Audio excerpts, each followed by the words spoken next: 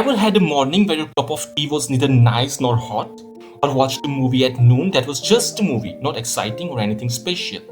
Imagine a world where everything you see, feel, or consume is just a thing and nothing more. How monotonous would that be?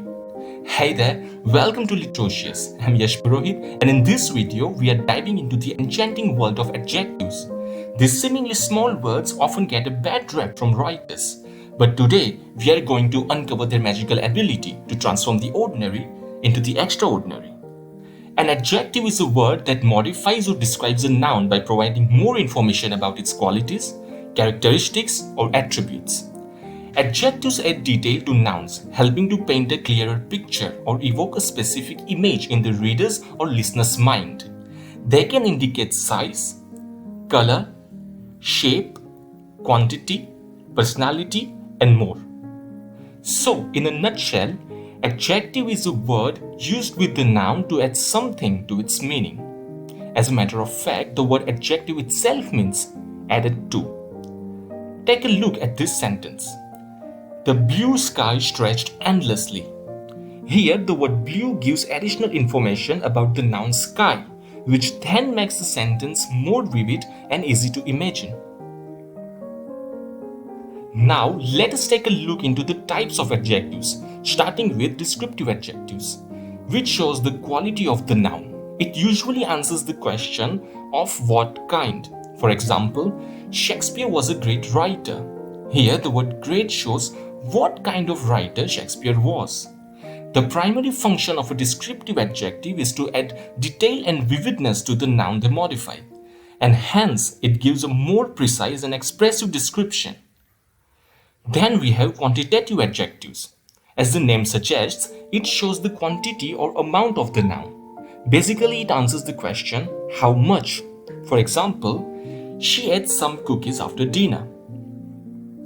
Next, we have numeral adjectives. It expresses a numerical quantity or position in sequence of the noun. It is further classified into three categories: definite numeral adjectives, indefinite numeral adjectives, and distributive numeral adjectives. For definite numerals, we have two types of numbers. First is cardinal number, which indicates the quantity of item. For example, there are 5 pens on the desk. It answers the question, how many? And then we have ordinal numbers, which indicates the order or sequence. For example, he came second in the class. It answers the question, in what order?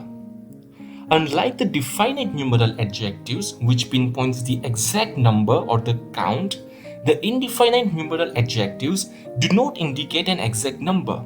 It gives a general idea about amount or quantity. Words like all, no, many, some, few, several, numerous, certain, any are all indefinite numeral adjectives. For example, take a look at this sentence. After spending many hours exploring markets, we took a break at a few sidewalk cafes, sipping on some refreshing beverages while chatting with several friendly people. Here the words many, few, some, and several are all indefinite numeral adjectives, as none of them gives an exact number but only a vague idea. Lastly, we have distributive numeral adjectives, which refers to each of the items of a number, emphasizing on the distribution of the item. It includes words like each, every, either, neither. It generally answers the question, which one? For example, she handed out a book to each student in the class. Every participant received a certificate. Actually, quantitative adjectives and numeral adjectives often become confusing and we may use them interchangeably, which is of course not the right thing to do. So just remember that numeral adjectives provide information about the number of items or their position in relation to others, as we saw in the examples, while quantitative adjectives on the other hand encompass a broader range. It includes adjectives that indicate numerical quantity and other measurable qualities such as size, weight, or volume. Therefore, the same adjective can be used for the quantity and number. For example, in the sentence, there is some milk left in the refrigerator, some is used as quantitative adjective because milk cannot be counted in numbers. While in the sentence, I invited some friends to the party, the same word is used as a numerical adjective.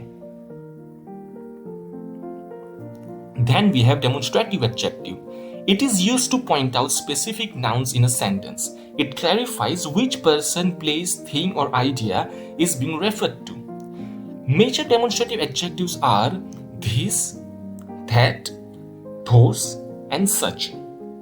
Please note that this refers to a singular noun which is close to the speaker, as in a sentence, I like this book, while these these refers to a plural noun which is close to the speaker, as in a sentence, I will take a look at these documents. Then lastly, we have interrogative adjectives, which is used to modify a noun to ask a question. It is used to seek more information about the noun in a sentence. The main interrogative adjectives are what, which, and whose. What is used in a general sense to inquire about a thing or an idea, such as in a sentence, what book are you reading? Which is used when there is a choice or an option, such as which car do you prefer? And whose is used to ask about possession or ownership, such as whose phone is this? So these are the 5 types of adjectives we have in English. In the next video, we'll be looking at the degrees of adjectives.